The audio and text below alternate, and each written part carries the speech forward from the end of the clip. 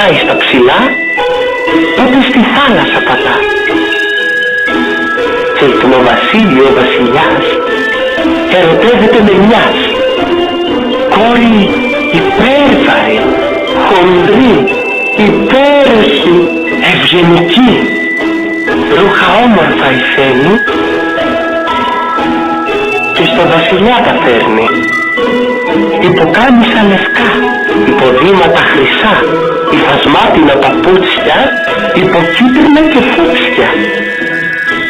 Με υπόκληση υποτική δείχνει αυτός υποταγή. Η άκυνθος αυτή προσφέρει, τρέμει όλο του το χέρι.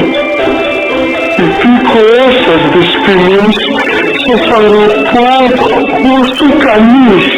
Επιρρέπησες πιστός, σύζυγος μελλοντικός. Υψηλότατε σας αγαπώ. Την υγειά σας πίνω εγώ και σας υπερευχαριστώ.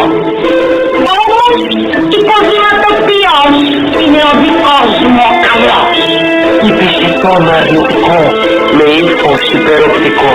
Πίεση μες στην καρδιά, υπέροχος πολύ λόγια. Χάλια η υγεία του βασιλιά, ο υδράργυρος ψηλά. Ο υποδιοικητής φρουράς την γλύνει στα φυλακάς. Στο υπόγειο ο βασιλιάς την υγρασία ψηφά και της δίνει λευτεριά. Με ζόρι δεν γίνεται γαμπριά, υποφέρει ο καημένος, υπομένει πληγωμένος, κάνει υπνοθεραπεία να ξεχάσει την υπέροχη κυρία. Τον υπνόσακο αφήνει, υπνοβάτης για να γίνει. Αρχίζει η υπνοβασία, σε λείψωμα ορειβασία, ως υπεράνθρωπος πετά, τον ύψος υπεραγαπά. Από πάνω εκεί υψηλά, κάπως υπεροπτικά, υπερήφανος γελάει και τον κόσμο χαιρετάει. Χάνεται για μια στιγμή η ιστερία μαγική.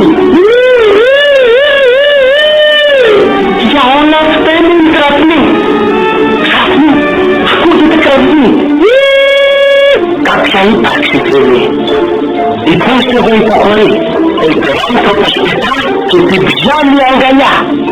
Έτσι υπερφορτωμένος, υπερκόπος υπαθαίνει καημένος, το πλήθος κάτω